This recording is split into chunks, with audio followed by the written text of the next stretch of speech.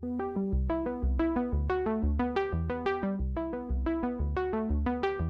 guys, gals, and non-binary pals, and welcome to the Fifth Trooper Podcast. I'm Owen, and of course, I'm always here with my trusty co-pilot, Isaac. Isaac, how's it going? What up? Before we dive into today's topic, I just want to thank everybody over at our Patreon. Thank you, Patreon. This is your fault. You did this. Our hot takes are your problem, because you paid for them. So thank you for doing that. And if you'd like to pay for our hot takes, or advice or any of those things, by all means, go over to our Patreon at patreon.com/thefifthtrooper. And, please consider being a Patreon. We really appreciate it. It helps us out a lot, and it helps us be able to participate in this wonderful hobby that we all love, and be able to give you all of this quality content. So feel free to subscribe over there. It helps us out. It also helps out those the negative Neon Nubs over at Notorious Scoundrels. So you also help them a little bit there too. But we appreciate it, so thank you. Without further ado, we're going to talk about building a list. We're going to talk about our favorite lists. We're going to talk about the changes that have happened here and how that is going to affect the lists that we are playing. But we thought we'd first start us out with building a list from the ground up for new players, just so that way they can kind of come on board here and understand how to do that. So a list is, of course, your list of things that you're bringing in your army, so all of your units, all your upgrades, all of that. If you're going recon, or if you're going a normal 1,000 point, you have to add up all those points. Recon 600, Or normal full game scale. Yeah, full, and then Or total war. What is it? Full scale war. Yeah, that's 2,000 points. So you've got several different genres there to build your lists, but you do need either a 600 point list, a 1,000 point list, or a 2,000 point list. I guess if you're doing tours, there's might be in the middle. 600 or 650? But you need to know what points that you're playing at, and then you need to know the restrictions that you have and build it from there. I personally love using various apps to help me build these lists. I think like the general consensus is like the best one, or at least the one that I hear most, is Tabletop Admiral. Shout out to that guy and how fast that person is able to update that app. No joke. Like doing the Lord's work out here, man. Within seconds of whatever announcement AMG has, that is updated. I remember literally hopping on our local Discord and trying to make a joke about like, wow, I can't believe the list builder hasn't been updated like 30 minutes after it released, only to find that I couldn't make that joke because it was already updated. So yeah. God bless you and keep you. That's amazing. I don't know what your actual name is out there, but thank you. Yes. I appreciate you so much. You make this hobby playable. I want you to know that. So truly. You would go now. There are other ones out there, I will say, and so if you like the other ones, I think too. Yeah, that's a nice one. If you like the older Legion, by all HQ, means, that's use whatever you feel like. That's just my preferences. I use Tabletop Admiral. I open that up, and then I will build my list from there. And now, if you're building a specific battle force, you can pick the battle force from the drop-down menus there for whatever faction that you have, and that will then guide you of what you're allowed and not allowed to bring. Again, love it. Super easy to then not have to worry about, oh, did I accidentally put a T-47 inside of a Bright Tree list and that's not allowed? You don't have to worry about it, because it just won't show you anything else. It'll just show you what you can bring, which is great. So 10 out of 10. Yes. Love that. And then you just take whatever you need, you hit the little plus sign, and then the very important part is down at the bottom. You look at the bottom, there's all the little symbols of all the different types, and it'll say 0 out of 2 commanders. So get a commander. 0 out of 3 cores, or 2 out of 3 cores, or 6 out of 3 cores, and then you're like, oh, I have too many cores. Gotta cut it down. Whatever whatever the allowed things for your battle force or regular list are, it will be posted down there. I would double check it every once in a while, because I did catch we did get called out on something in one of our earlier episodes, was like, hey, you can't do that, and the reason I didn't know that was because I was using Tabletop Admiral, and so I was like, Tabletop Admiral said I could bring 4 of those, and the answer was no, I couldn't. So shame. just you do have to kind of know, but it is nice that it kind of automatically does that for the most part, and then it takes all that out of there, and then you just add your stuff, you add the upgrades that you like on it, and then in the bottom right hand corner you'll see a little tally, and there you go. And that'll be the number of what you have. You want to get close to your top number as always, because there's no point in starting down. That seems weird. Don't do that. And I think the normal, if you're doing a regular game and you're doing a normal build out, you need at least 3 cores. You need a commander, and then after that, have fun, whatever you want. And so, Force org. Yeah. That's what you need inside of the organization. After that, if you want to have 6 core, units, you can have 6 core units. If you want to have, 3 specialists in there, add 3 specialists. I don't think there are a couple lists that allow you to have 4 specialists, but most of the time, I think you're capped at 3. Yeah, Force org is definitely important. Like the battle forces, often that's what they bring to the table. Sometimes you might look at one and be like, oh, this doesn't really have much, but a lot of it can be just changing the Force org. Like allowing you to bring an extra rank of something can be really significant, and also paying attention to minimums. Like sometimes I remember like 501st, for example, I forgot, like for the longest time I was like, oh, that's right, I have to take at least 1 support. And that was like I was just straight up building lists without it and didn't even realize that I had just been cheating on paper. At least I never actually played a list without it, but sometimes the minimums change too, so that's important as well. If it ever says 1, that means you have to take at least 1. Yes. If there's a 0, you can take none. Yeah, so you have to make sure that you're bringing what it requires you to bring, and then you just that is where the list building starts and goes to, and then you start theory crafting on what you want to try to do with your list. My thought process when I go through this, like what I'm thinking of before I go to tournaments and things like that, is I'm thinking about what objectives I'm probably going to run into and what I want to be able to do in those objectives with my troops. And then that will start affecting what I put inside of that list to be able to do those objectives well, or be able to counter other people's positions. So if you feel like, oh, I'm probably going to be going to a place that has a lot of vehicles, a lot of armor, you're going to start trying to take things that either are large dice pools so you get over that armor, or things that have impact so you can get through that armor, right? Like that's so you'll be thinking kind of think about those kind of things. Generally speaking, I like having a mix of things that will be able to hold my ground in different sections. Also things that will be able to do multiple roles. So I like having things that shoot far out. I like having things that are melee. That is a thing that's going to happen. And so trying to figure out, okay, so how fast do I want my melee person to be? Where do I want my melee person to be in some of these objectives? Because melees are really good because they can get in places, and then they're hard to get rid of. They don't necessarily have to kill the entire enemy unit that they're meleeing. I mean, that's nice. Sometimes you don't. It's good to have a hostage. Hold a hostage on the point. It's great to be on a point and then just be like, well, I'm in melee, so you can't shoot at me, boo boo. And for some objectives, that's exactly what you need to do, right? It says like contest point, and so you're like, cool. Put 1 person there. I don't need all 6 of my units or whatever. I don't need to outnumber you on it. I just need to contest it. So let me just throw someone out there, and hopefully they'll be able to live through whatever is getting shot at them on their way up.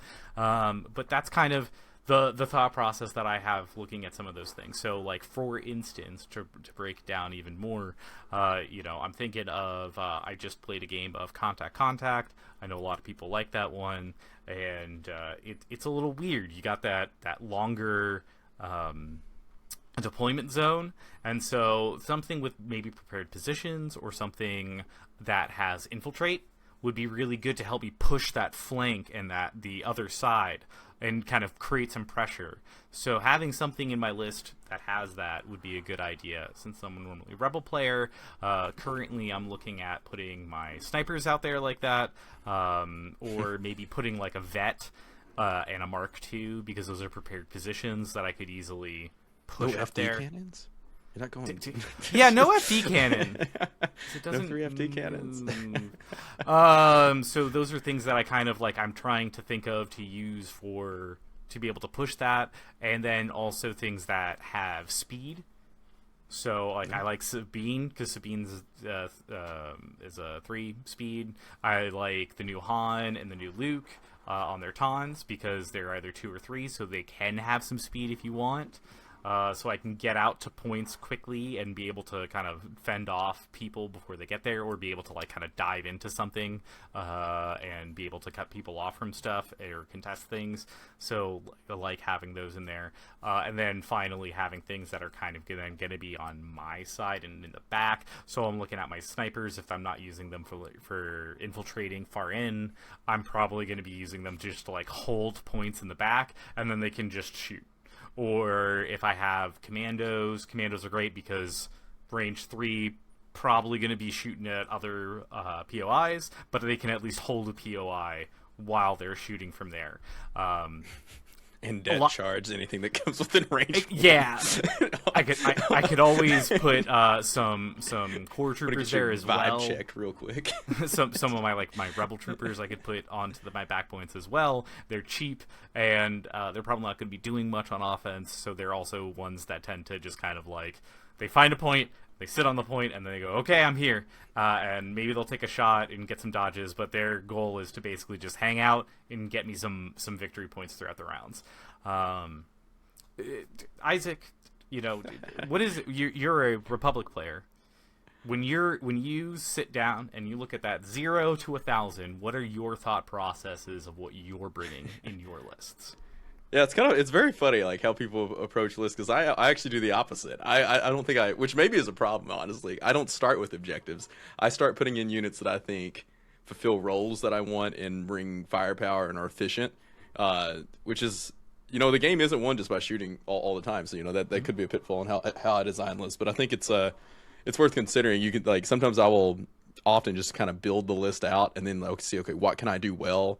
Have I left any objectives that I can't play at all well? That's like one of the sometimes when I build Storm Battalion out, I'm like, cool, I have so many things that can shoot so many dice and do all these different things, but then I start looking at the objectives that I'm good at. I'm like, oh, there's several objectives here that I have a very uphill, if not almost impossible route to victory against certain things. It's always worth thinking about. Considering the objectives beforehand, I think is a great what a concept. Considering the game before you build your list is a good idea. But yeah, I mean, I like to get things that will fulfill different roles. So I want melee threats, range threats. I want to see what can shoot turn 1, what is going to keep my opponent from advancing too aggressively far up the board. So if I take a whole bunch of really melee range 2 threats, I have to go into that knowing, okay, my opponent's going to be able to move up the board and get on objectives and be closer, and I'm not going to be able to check them from pressing up too far forward turn 1. So it's always good to have stuff that can, keep your opponent in check and okay, if you advance past range 1, I'm going to make you pay for it. Or if you come up range 4 or range 2, you're definitely going to feel it. So I think it's when I build a list, I try to feel what can present a threat on range 1. On turn 1. Mm-hmm. And so I like to think about that a lot. With the new objectives, I'm thinking a lot about mobility. A lot of the new ones really incentivize being able to move. Anything that has some sort of built-in free move, whether it's a scout at turn 1 or, your speeders or things with mobile, all those things are really, really valuable. Anything that can get across the board and go contest a point or kind of make your opponent have to really consider their POI math. Like if you have a bark speeder that's just kind of hanging out and I can go anywhere I want. Where do you think I'm going? And you just keep holding it and just kind of making your opponent not know where it's going to go. That can all the factions have access to speeders and things of that nature. So that's a great thing to consider, especially with how the objectives are laid out now. Oh But yeah, no, I mean like especially if you're looking at like Cauldron, I yeah, think yeah, is Cauldron's is a a great one. great one where it's just like if you throw just something on that back point and you're contesting their back point, you are forcing them into a fight in their own deployment area, and they're not really worrying about the middle as much because of that. Yeah. And if you succeed, which I have done this now every single time I played Cauldron, of throwing someone on the flank, getting them all the way into the back, just and then being able to contest or secure their point, which doesn't do me anything. It doesn't get me any VP in Cauldron. Yeah. But what it does do is it stops them then from getting any VP from the center.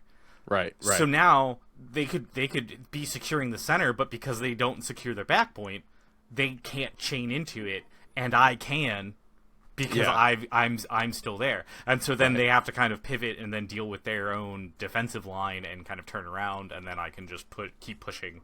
And then I've got the center.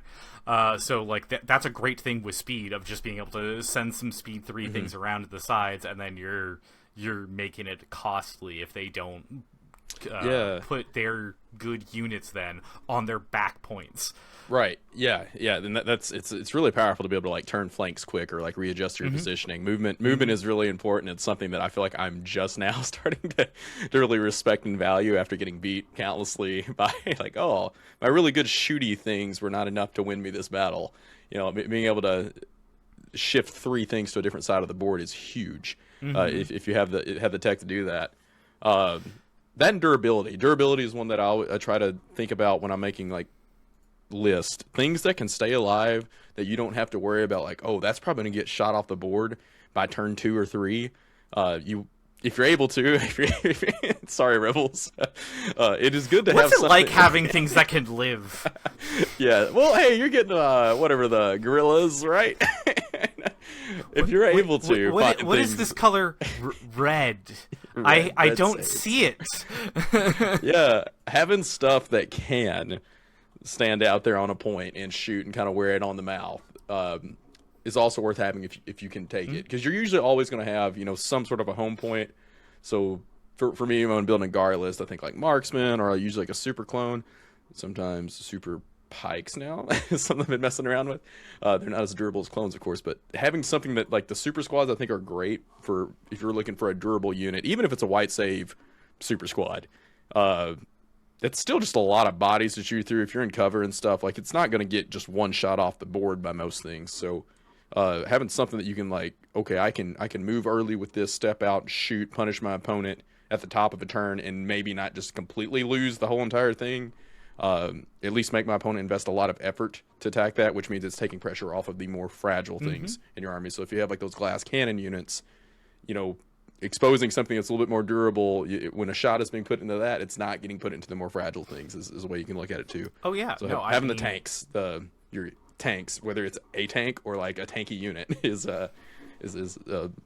also something that's really valuable, at least when I build lists. So yeah, mobility, durability, the super squads are great for that kind of thing, right? As you said, like, it's a lot of durability, it's hard to kill them, and even if it's white saves, it still chews up a lot of activations. The last game I played, there was an Anakin that did his 1 pip, so he got his double attack. I think it's 1 pip, but he got his double attack, and it was Cassian Super Squad, and it was able to take both of Anakin's attack and an arc attack, and I was like, cool. I'm still dead turn 2 with that, and I'm sad, but also I just chewed up like an entire command card, just them trying to deal with that, which I was like, yeah, cool. Now everything else can just have fun this round. Yeah, I mean, that's like 300 something points of a list that just spent the whole turn killing your sub 100 point unit. I mean, that's I think it's around 100. Like, it's a little something over, if I'm not mistaken, because it's like on it Rebel Trooper Super Squad with the shotgun. Like, I think that's it's the thing too. Yeah, looking at the cost of a unit, like Imperial Scout Troops are a great example. Like, they're low profile, and yeah, they're surging white saves, but they're like a 48 4 save unit that takes way too much effort to kill. Because like low profile, if they're in heavy cover, like Yeah, they're white saves, but I'm always surprised, and maybe it's because my scout troopers are blessed or something. But like, I always expect like, oh, somebody blinked at them, I should just be picking the whole squad up. But oftentimes it's just no, they're just taking like one or two at a time. Which yeah, they're only four-man squad usually. But like having something like that, if that 48-point unit took 300-point unit shots to get off the board, that's great. Like I'm happy with that. Like if you had to shoot a third of your army at a sub 50-point unit, you know that's a good deal too. So durability isn't necessarily things that are more effort than they're worth to get killed. Like CIS has a lot of that. You know, like Aqua's often it's like not worth, like you invest so much effort to pull those models off the table, and it's oftentimes you're like asking yourself, well, is this worth it? I just shot my whole army at that 100-point unit, and it's still kind of there. That's definitely a thing. And it wins games. You know, having stuff that stays alive, stuff that stays alive on the points and scores you objectives is a good thing. Hey, getting victory points, I don't know if you know this, good. Yeah. Doing the thing that scores points, good. Not scoring points, bad. So, Isaac, we just had a little mix up. You know, we had some news as of recently. So what are you bringing in your list these days? 15 sniper rifles. That's a lot. No, yeah, honestly, like it took me a long while after like seeing the update, and without like despairing about it, it's definitely changed. Don't want to like discount that. Like what was good before April 21st is not necessarily good right now, and so stuff has changed. I don't think it's impossible to play the game anymore, by any means, but I think it does change. A lot of my list right now, I am considering the sniper thing. That is something I'm filtering lists through. And after playing the snipers, they're a tool. They are good. They are effective. I don't think that necessarily means I can't bring a character anymore. Yeah. You do have some agency in that. And there are certain characters like Yoda is very difficult to run into snipers. You're going to have to really change the way you do things or edit some lists and stuff. But yeah, without going too far down that rabbit hole, there is some counterplay. I do like the ability to have like the sniper duels and the sniper showdowns. There was like a who's gonna blink first thing that I really liked, and thematically the snipers being kind of, you know, that you have to respect them. It's like like you got to keep your head down and stuff while the sniper's sitting out there. I feel like that's like a very like flavor of realism, for better or worse. But it is something I'm filtering through. So I say all that. I'm now considering more ranged threats, whether that's bringing a sniper of my own or something that can reach out and punish them for shooting me on turn one. So knowing your range bands gets to be important. So if they're at range if they're range 5 and they deploy within range 1, they can basically shoot the whole board. So I'm trying to bring things that can usually shoot out to range 4 at least. Whether that is, you know, by moving and getting up to it, or whether that is like maybe it's a scout and a scout, or range 5. Something that can like a scout move, shoot at range 3. That gets me range 5. Or like another sniper gives me range 5. You know, that's probably the easiest way to counter it. Or like a marksman setup. You know, maybe it takes a long shot or something. And like there's all sorts of units. You could have speeders that can move up and punish you. You could have wheel bikes just run up and run the sniper over turn 1. Like that's the thing. So I've been filtering a lot of lists through that. Can I survive snipers, or and at least retaliate against it, whether it's with my own snipers or something that can at least, okay, if you're going to try to wound my character, I'm going to rip an activation off the board because you did it. So all of that. The first list that I put together post update was a 501st quad arc list, because I was like, what better way to counter snipers than bringing one extra sniper than everybody else can? So hey, you win if you do that. Just letting you know. Because it was really funny. It kind of went like we like trickled down shooting each other's snipers. It was a funny thing. We didn't like wipe each other's stuff out either, like immediately, because it's like it's still only one wound, so like the other guy is still there. So you have this weird game like, do I focus fire this one down? Do I try to wound them all? Of it, like there's a who blinks first thing in the snipers, or if you don't have order control and you draw one first, and you're like, well shoot, I don't want to shoot because he still has one over there that can shoot me. So it was an interesting interaction. But yeah, I've been doing one of the first lists I put together for GAR stuff was a quad arc, quad sniper Anakin build with a Super 5 squad. And so like that list, for example, like when I put it together just because I was like, this is what I can take. These are good things. I want to see how the snipers function, and then looking at objectives and stuff, I can play after that. That's how I do a lot of my list building. So I wasn't considering objectives before. I built a list that I thought would be good and efficient, and then I was like, okay, what do I do well? What do I do bad? What advantages work for this? What secondaries work for this? Just to give a little bit of a, I can't say, like for example, I have a Super 5 squad, so I'm good at failed negotiations, where most people don't have a core that can just slug it out with fives or special forces. Just to give like an example of like, it's good to like be aware of when you have what you have, or maybe you just have units that what's in your collection, knowing what those things do well, so that you can at least load your deck with those. I'm starting to find that you can't quite skew the primaries, which I think is a good thing.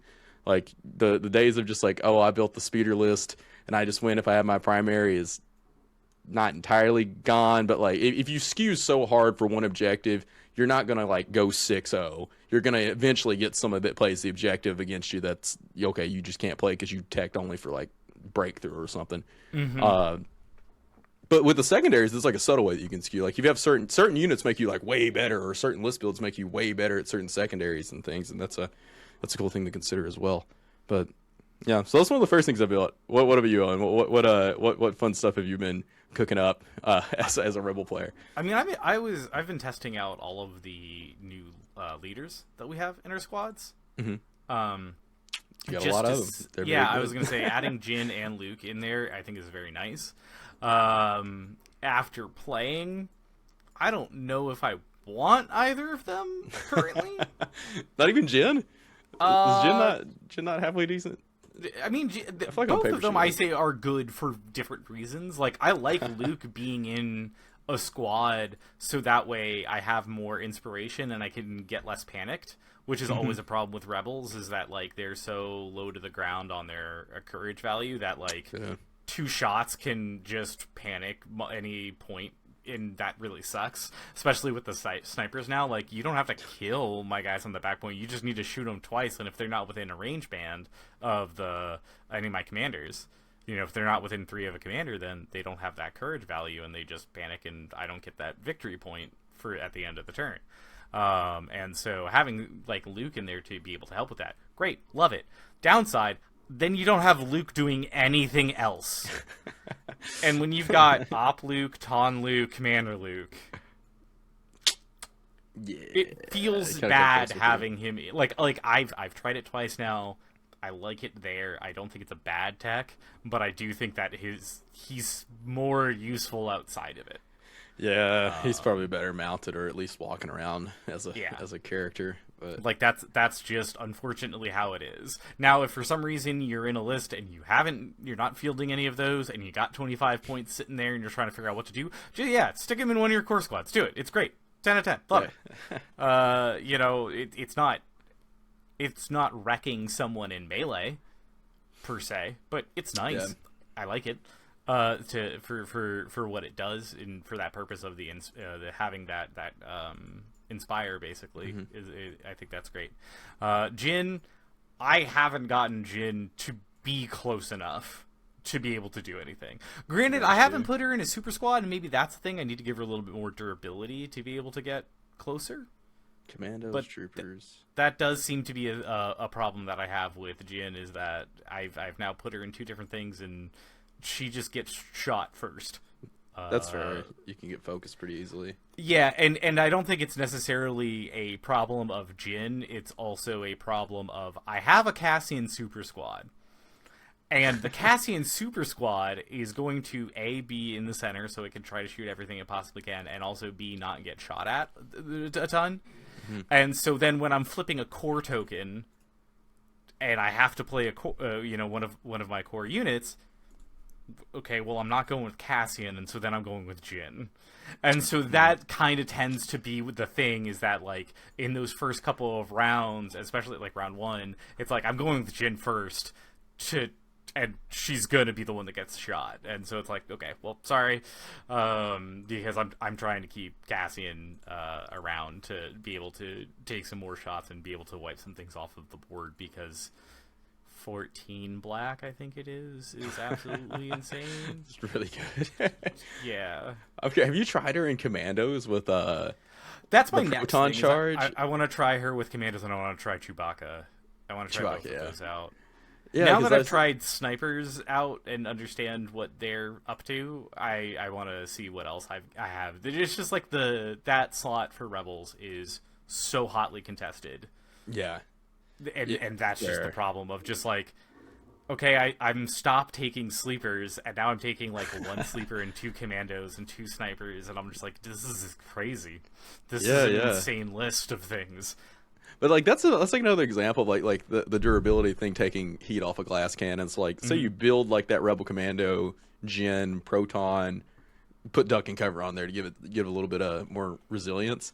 Like that's a glass cannon unit that hits like a truck. And if there's too focused on your Cassian unit, you know, you can then run up and like punish them for that. Making your opponent have to like choose things is really good when like especially in the list building phase. If you think about like what unit will draw fire.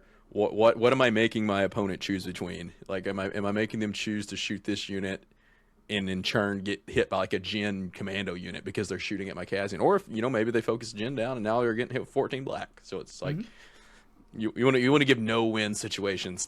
Yeah, ideally, yeah, Rebel stuff.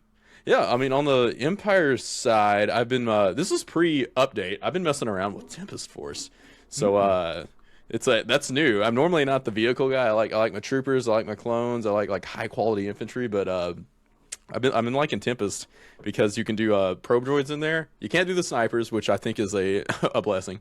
Because if you could do 6 scouts with 6 snipers, it would be pretty bad. Pretty bad world to live in. I think if you could take 6 strike teams. But taking like you can run like 3 ATSTs. One of them's Mark 1, and then 5 scouts. You put whatever the comms is, the one that gives them like a free token for going out of the bag. I forget. Oh well. Yeah, we all know what we're talking about. But so you take your 5 scouts, you take your 5 probe droids, and then you take 3 ATSTs. Okay, so you're able to go last. You have like 14 activations there. You have 1 stormtrooper because you have to. That's a Force Org minimum that I forgot about until I was basically ready to play, and I was like, oh shoot, I have to take a stormtrooper. But what is really fun is observe 15 in a list with 3 ATSTs. And so that's so much observation. I know, you can just observe everything. In the way that like when I built the list, I was like on paper, it's like, oh yeah, this is what I'm gonna do. I'm gonna observe 15 turn 1 and move the ATST out last and just nuke a unit. Not quite how it works. Usually your opponent isn't gonna give you like something to observe 15 times right out the gate. It's still like observe is range 3. So unless you want to get your probe droids killed to do the thing, then you're probably not doing that. But what I did find was like late game, I mean, you're always going to have like 1 or 2 ATSTs laying around. And like those probe droids are still just probing. They're just probing around and observing. And and so like, it's this like weird thing. It's like, okay, like, well, I have like all these random activations go at the end. They're just going to like start observing stuff. And like I have 1 ATST that I'm holding. And he's just going to like nuke like whatever 1 unit. It was pretty powerful. I see that unit very specifically. Yes. It's very visible. We have all the recon. We know his work schedule, his bank info. Like we observed everything. It's really funny. I think it has some teeth, but that was one that I built purely out of like what can I fit? And then I started looking at like, okay, what does it do well? And there's players that do Tempest Force things a lot better than I, so it's just something like I was like, okay, this is like something, and there's better players than I that run Tempest Force that will probably be able to do something with this. So it was a cool little tool and exercise. But looking at objectives that can do well, it spreads out very well because the guys don't. Tempest Force doesn't have any like they can't really remove suppression if you don't have the comms upgrades, and scouts are already courage 2, so there's not like much of a benefit to clumping. Scouts like to spread out, so you're able to play things like sweep and clear, or not sweep and clear, shifting priorities.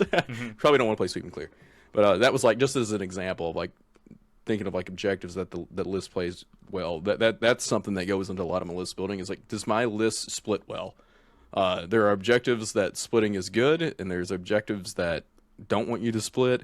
And if your army is like incapable of splitting at all, you're you probably need to fix that. You need to be able to do it in some capacity.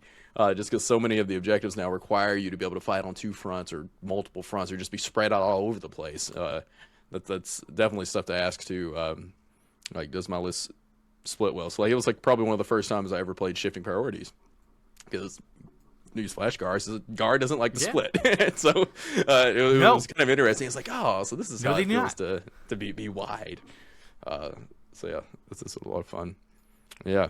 You got any other lists you're cooking up, Owen? Let me just keep vamping here for you. I mean, I did cook up a Hando Gang list because my store owner was thinking of joining Legion, and I was like, hey, the pirates, come on, buddy. And then when I said that he could have a Hondo Onaka Battle Force, he was very, very happy with that. So I did kind of theory craft one up with him, just because he was asking me, he's like, okay, so what do I need to buy? And I was like, all right, well, obviously you need to get, you need to have access to Hondo, and then you need to get some of the Weequay pirates, and then you need... It's an expensive list, man. Yeah, and then I was like looking at it, and I was like, oh no, because it's like you need to have... You're basically buying like 3 tanks, and then 5 pirate boxes, and I was like, that's so cheap. Many. Yeah. Give us that Battle Force box. Army box? Army box or something that would be nice, because... Yeah. Like, I understand that not everyone is going to be buying, like 40 of them, but I also get that this runs into the Bright Tree problem of, like, you want to do it, but if you do it, you have to buy each piece, and that just takes so much. And so I was like, man, like, I hope he does it, but it's just sad. It's just sad on how many, I mean, like, it's like, anywhere between 8 to 10 activations, depending on how you're doing the air upgrades and everything and how you're doing it. But to buy 10 straight boxes, and then you're looking at all the other factions where it's just like, hey, you can get like 6 to 8 activations by just buying the starter box. And then if you want more activations and more stuff, just buy a second starter box. And now for like under $150, you've got a full-sized army with a bunch of good stuff in it. That I was like, yep, okay, that's sad. Yeah, that army, I'm so curious to see how it plays. It's a shame that it kind of has a high cash entry to play, like actual real points, real life points, real life money points. Yeah, money points. But that makes me kind of remember that tank, the base size. That's something sometimes to consider. I don't think you should build lists based off your base sizes, to be clear. But if you have a tool, that's worth noting. So like those tanks have such a long base, you can contest points. Multiple points. So like you can just parallel park between the bunkers on bunker assault and be like, woohoo. Can you I wonder if Cauldron's range 2 in between as well, right? I believe on the middles. I should be able to pull this up. No. It's not? It's not. It's not range 2 between? More. It's slightly more than range 2? Because we did correction from a previous podcast. We did say that it was 2 between the two centers. It's not. I think it's actually like 3 between that, so you can't capture one of the middles and then chain to the other middle. It is. It's okay. It's because it's in the middle. That makes sense. Yeah. So you will. Okay, so you can't do it on that one. Cauldron. Once you realize that you can't chain across, really that you realize that you're basically playing 2 lanes, and then you have to figure out which lane you're like. That's good. Pushing and which lane that you're not. I haven't played that one. Yeah, I've been playing that one a lot because I'm trying to get some more practice in with the newer objectives and figure out those things. Cool. But like something like shifting or something too. You can parallel parking between points. If you can contest multiple points, that's something you can do with your vehicles. It's a fun thing. But, 100%. And what else on lists that you've been looking at that you've just been like, this is that you've been playing against and seem. That they seem stronger, or maybe they seem weaker after the update here. Yeah, I mean, I have a unhealthy amount of lists that it's just something I do for fun to fill the time. I just like build lists and like, most of them are not good, but it's just like, what can I fit in 1,000 points? It's a fun puzzle. I think it's a fun part of the hobby. I remember like being years in and realizing that like, what, you don't do this? Somebody like one of my local players was like, why do you have like over 1,000 lists in your phone? I'm like, you don't? What's wrong with you? Well, you have to understand, this one is this list Right. with precise one on Right, the yeah. core troopers, and then I have the same list without that added in there, and it's a different upgrade, and then I've got one where everyone has scout on the board. Right, yeah, you got to build like different gimmicks and shticks and things. Yeah. Uh, yeah, a lot of my list building, when I think about it and really do some self-reflection, it's been centered around a lot of turn one, like how much turn one damage, how much alpha damage can I put out turn one. I'm trying to get away from that. I think if anything, after like watching some of the Worlds games and looking at some more of the higher level stuff, that like often the games are like that was the winning lists were basically kind of playing by like I'm going to avoid the turn one fight and play the objective, and like the best thing you can do is not get shot at and say shooting at something when the payback is getting shot at a lot more in return is not a good idea.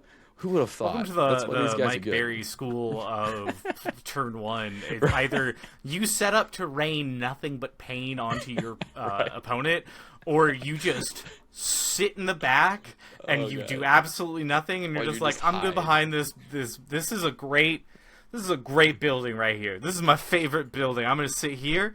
You have fun. Well, I mean, on the topic of like list building, like I think that's a good question to ask when you're building a list. Is like, okay, am I going to fight on turn one or am I going to hide on turn one? And if the answer is I'm going to hide on turn one, what is my plan to score come turn two? Because if you just hide with all your really slow stuff and you're not going to get in the scoring position until turn three, and you're going to spend all of turn two double moving and not shooting either, you're probably going to lose. So like that's a great question to ask. It's like, can I withstand the turn one fighting? And for most gar list, it's yes, but like your rebel list, maybe not so much. You probably don't want to throw Jin out in the open, or your sleeper cells just rebel, like rebel right lists. there. I am hanging out behind absolutely everything I can.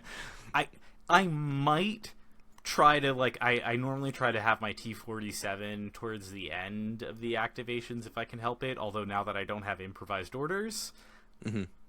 It just shows up whenever, I try to have I try normally to have T-47 out there so that way it can be one of the last ones out and then be able to actually get people, because speed 6 basically, right? And with compulsory regular move and then a shot, like I can hit most of the board with that.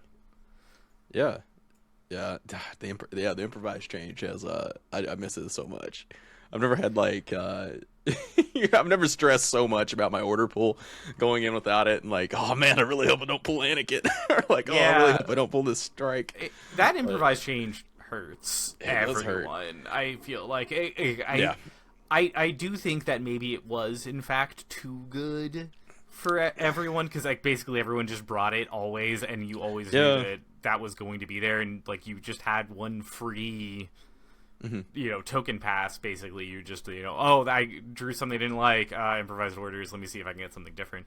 It's like every single game I ever played, but me and my opponent had that, until that changed, and then I was like, oh, now I'm just not bringing it at all because it's way too expensive, and I don't get to, I get it once. Yeah, and I don't think once is good enough. Now I know it's like, oh well, you can recover, and I was like, the amount of times I'm recovering as a rebel player is very small. Well, okay, yeah, I guess you have like your characters and stuff. One thing that I think that was interesting is like you can read it as like I don't have improvised orders anymore, which for most characters is the case. Like, but I think it did raise the stock of your support commanders. So that's another thing. Like in list building, do my units need support? If that answer is yes, what am I doing to support them? You can't expect. Stormtroopers are a great example. Stormtroopers with aims feel very nice. Stormtroopers without aims feel very movie lore accurate. They miss everything. So like giving them aims, like what are you bringing to give aims to your Stormtroopers? And so the support commanders that kind of fulfilled that role, I feel like went up in value a little bit. Like if let's say like an Imperial officer or something, or maybe you have like I don't know, like Krennic. Krennic's a great one. Like maybe he's just spottering aims and kind of recovering or moving.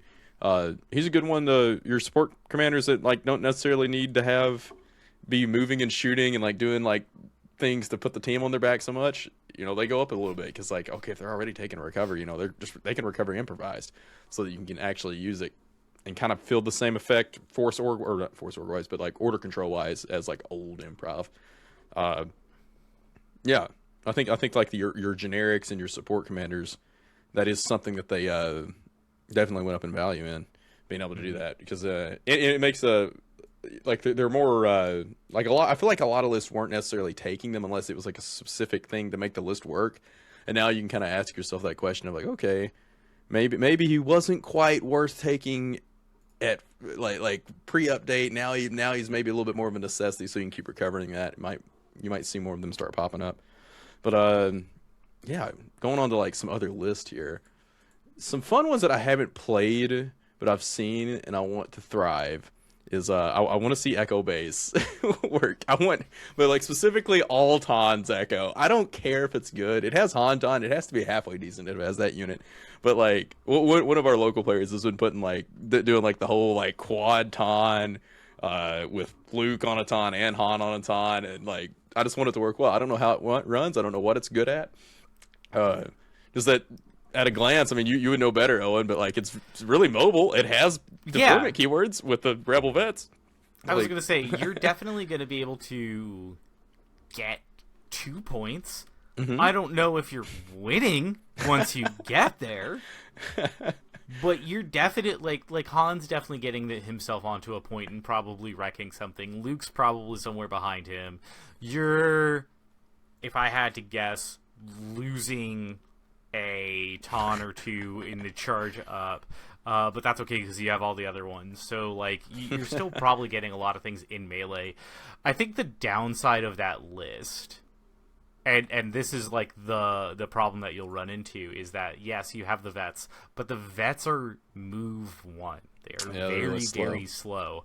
And the thing that I could see being a problem is that if you're not using them turn 1 double move to get as close as they can to whatever POI that they're going to be stationed at, you're not moving them off of that POI to a different one. Mm-hmm. Or right, like they're going to go to one and they will stay there.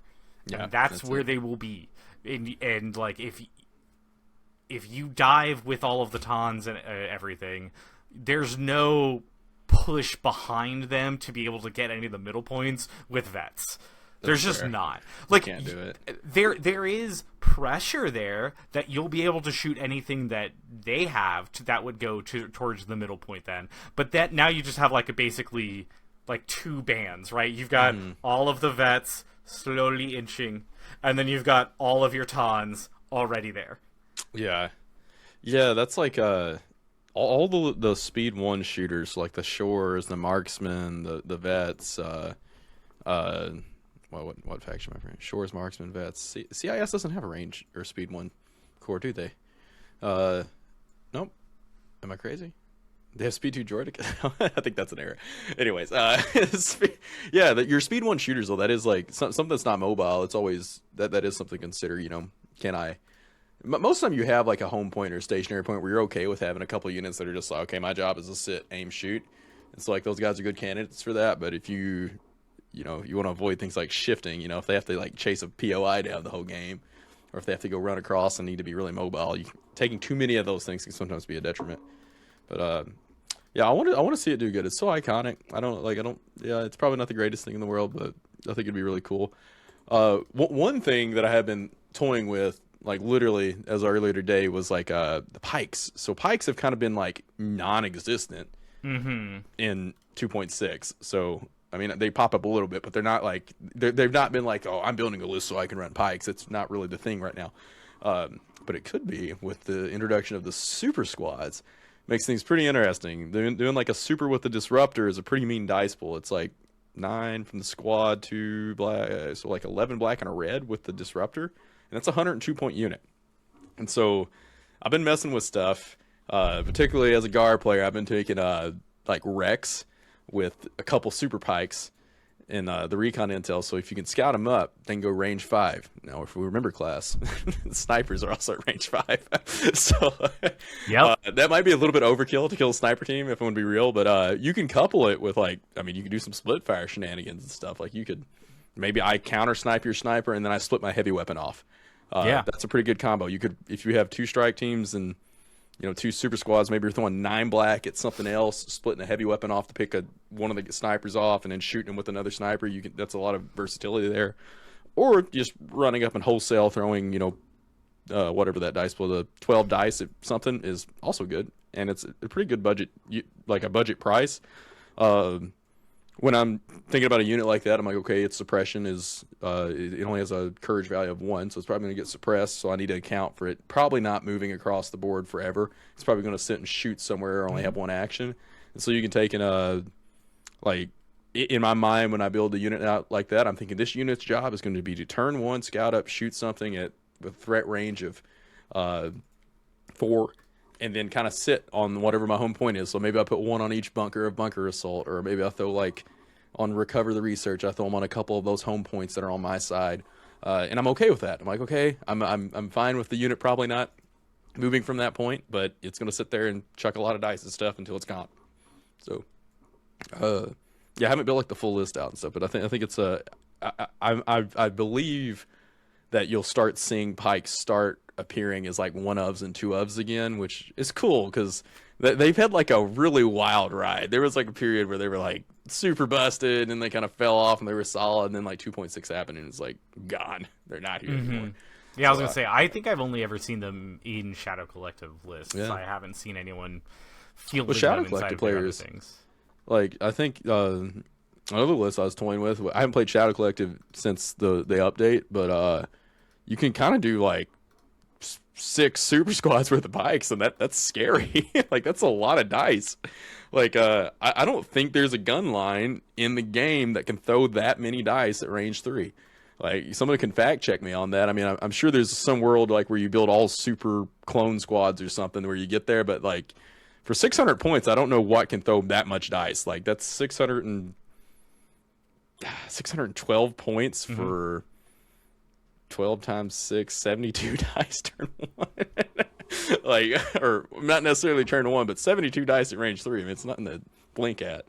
There could be something there. I don't know. That's a lot. That's a lot of dice. That's a lot of dice. That's and it's you still got 400 points to play with. So put your support commanders in there, throw you a maul in there or something. I mean, you don't necessarily have to go all 6, but I think they're a fine unit. I'm sure you'll start seeing them. I wonder, as a rebel, have you messed with pikes any in your rebel list building? No. Yeah, But maybe I should. Maybe I should try to get them in there. I have been thinking about getting a box of weak ways just to see if I could. It's a weak ways. Yeah, just to see if I can slide them in there and seeing what else I could do. I can see weak ways making that. They're an excellent melee candidate that pretty much everybody. Weak ways go everywhere, right? They're not they not play with anybody. Weak ways. Let me check. Yeah, I'm pretty sure they go with everybody. Yeah. Weak ways go anywhere. Yeah. So they're also I feel like a good I think of them as, it's not assault unit, but because assault is now a keyword, but I think of I like to have assaulter units. This is a unit I want to go take a point away from a opponent. So when Gar, I'm thinking about arc troopers and things like that, or a Jedi. So weak ways kind of fill that role. Not only can they go assault a point and take it, they can take it, hold hostage the thing they're using as cover while they're shooting other things. Which I haven't played against them, and I haven't put them on the board myself, but I think they're really effective units. If you're looking for something in your list to go take a point, I think they're one of the best candidates to go do it, especially if you have a transport like the tank or the A5 to kick them out. Yeah, on the point. I am consciously aware of how expensive that Onaka gang battle force would be, but I like the fact that it exists, and I want to see that. I want to see somebody play it. I want to see it on a table. I want to see. I just had unlimited money. Yeah, I shout out to the people that play Shadow Collective. I know that you feel unseen and that everything is bad for you, but I always appreciate that there's one person in every tournament I go to. There's always one, and I'm just thanks for being here. Our Like, local community, I think, has all the Shadow Collective players. There's like 4 or 5. Oh wow, yeah. Shadow So you Collective do in have ours. everybody up there. Yeah, I think we have the okay. whole population in our local play scene. But yeah, Mandos are coming. I know a lot of people run Shadow Collective because they like Mandos, and my heart always go. I'm like, I was like, I want you to do the thing, and then it's coming, and I'm so happy that it is. I mean, as of time of viewing, man. because as of time of recording, there's nothing here. But as of time of viewing, it will officially be May. Yeah. It'll hi. Because I forgot to say it in the intro. Happy May the 4th. It's currently May the 5th, so I guess that's a return of the 5th. Which I have a bone to pick with the fandom about that. By the way, it should be like Revenge of the 6th, right? Because there's like I don't know why we're doing Revenge of the 5th.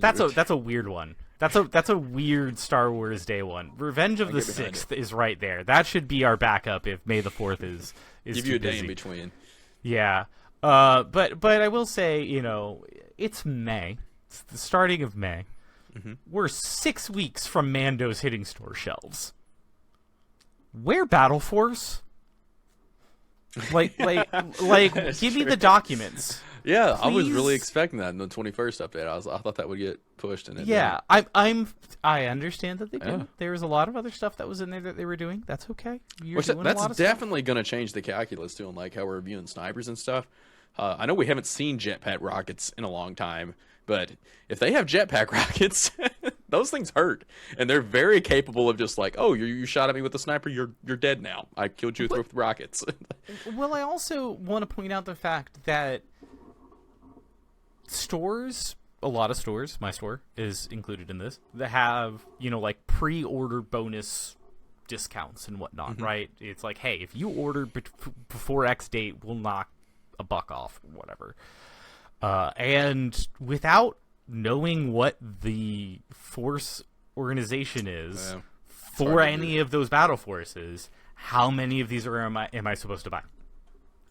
Yeah. Like, I don't know. I've ordered one of everything because I want to, because I like the Mandalorians, and heck yeah, I'm like diving headfirst into all of this. But like, I don't know. Maybe I need to get a second battle box. Maybe I want to get another custom commander box. Like, I know what's in those. Yeah. We all know what's in those because we've seen the pictures, or we can make educated guesses. So like, we know it's there, but we need to know what all of those keywords do and everything else, so that way we understand what we're ordering, hopefully before all of those like pre-order discounts and things are up. Because I mean, like, if you're saying like, hey, you got to do it like a month in advance where you don't get the discount, which I think is like a lot of stores, because they have to like put in their orders, right, yeah. That's the whole point. I mean, all right, man, it's May 5th. So. And you've got 2 weeks to get that information to us, AMG, before you've caused problems of people not being able to get the stuff that they need to be able to order. Like, yeah, I didn't even come think on, about man. that. That's the thing. I bet, and we can check. We can see if we're guessing the future right now. I wouldn't be surprised if it's a May the 4th spoil. That feels themey. Maybe it is going to come out on May 4th. So maybe we're filming this all, and it happened. And if this is a May the 4th spoil, I'll just cut all of that out. You'll go directly to this point. You'll have no idea what we talked about. No, you should keep it in to see if we because I cut all of it out. Put a disclaimer in.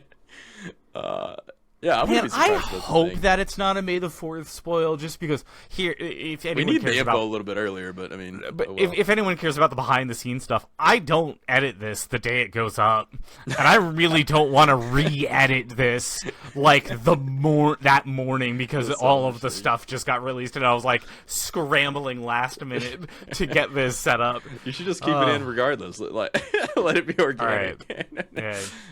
If you see this, either we got it right or we got it wrong.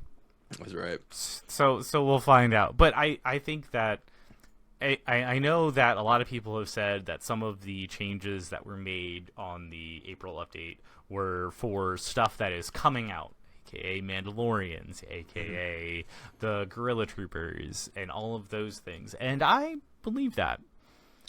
Yeah. But for the next month, I'm gonna be getting sniped at, and I'm not complaining.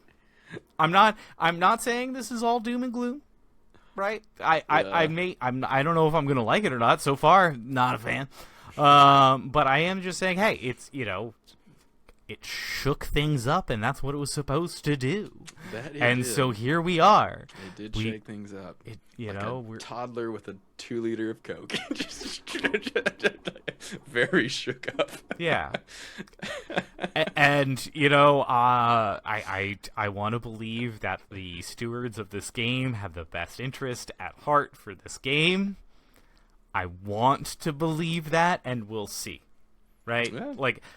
I am not going to be doom and gloom unlike some negative people on a sister podcast of ours that will remain unnamed.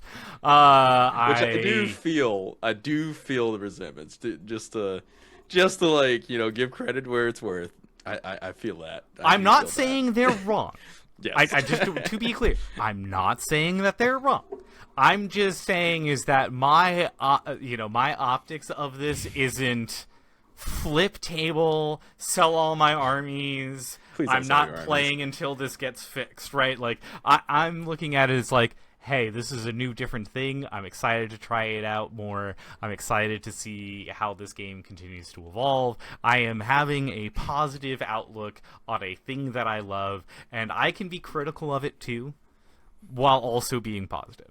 Right? Yeah. I can be like, hey, facing 4 snipers is not fun. Well, why? That's a bad thing. And so I would like maybe a little bit pull back. Not a ton. I'm just saying 4 snipers from Gar seems a little broken. It's just one more win to turn. I'm only bringing them to kill other snipers, so it's really... So again, I'm not complaining. I am looking at it positively, that there will be changes at some point, and things will be fixed. And there's stuff to balance it out. Already in existence. We didn't talk about any CIS list building, but the new Willy Fury Road fast interdiction force. That thing. I was gonna say, if you're running over the snipers with your giant wheel, they don't have time to shoot you. You know what doesn't work? What incognito doesn't work? When you're being ran over, it doesn't work. Just wholesale losing strike teams, that's a thing. There's stuff in play right now that can kind of. I mean, I won't do this because it's way too expensive, but I will say having the buzzard on the back of a T-47 right now, if you can dive that thing into the back line, because then you could tail shoot one sniper and then front shoot a second one or a different squad that you need to take care of. That's a pretty solid turn. Yeah, I mean, especially if you're looking like Civil War ones, which I feel like Civil War ones will probably be the more popular. Mm-hmm. They evaporate when they get shot at still. They still have low profile and stuff, but right? Yeah, I think so. Yeah, they still have low profile, but still, you got 2 dudes, and they both have to be visible to do the sniper thing. That means they can. I mean, you can do the shoot move thing, but if you ever get eyes on both of them, it's bye, bye, sniper, you're gone. Pretty much, especially when you're doing the sniping, the counter sniper thing or whatever. Yeah. I have seen many games now at this point where it's just okay, it's my last 2 activations. I activate my sniper and shoot somebody because that's all I see, and then their sniper activates and shoots my sniper off the board, and then my sniper shoots their sniper off of the board, and then they have 1 more activation. Or 3 more snipers for whatever reason, and then they go, all right, and then they shoot the last one, and it's cool. We had a fun little sniper game on turn 1. I will say, it gives you something to shoot and do on turn 1 other than hide, which I do kind of like, because that's currently how I've been playing the games. Turn 1, hide everybody behind stuff as close as I can to whatever objectives that they need to be at, so... I forget how the uncivilized armies play with their unorganized military and lack of armor. So uncivilized. Yeah. I'm sorry we're wearing our T-shirts. You're wearing your T-shirts. What do you mean you don't shoot everything on turn 1? What, you haven't been doing that with the rest of us the whole entire time? What? I don't have it. I mean, I guess the FD cannon can reach that far. That's fair. Yeah. Sleeper cells sometimes get up there if your opponent overextends, but... Oh well, yeah. I don't know about your scene, but my scene knows the range band of a sleeper cell. They are always nasty hair outside. They're aware, and that's good. That's good. Every time. You gotta Every educate time. educate. But the anyway, just I hope that this has been informative to the new players, entertaining to the old players. It gave us some our takes of the April update. I hope that you all are all having a wonderful Star Wars time, whether it is Return or Revenge of the 5th/6th, or May the 4th, or whatever it may be. I mean, this is after May the 4th, but I hope you had a good May the 4th. I hope that you are enjoying this IP, watching the new cartoons and rewatching your favorites and reading whatever and just having a good time, because we love Star Wars. We love the game. And this podcast, and we are here as positive stewards of change because we love this game, and we do this all for love of the game.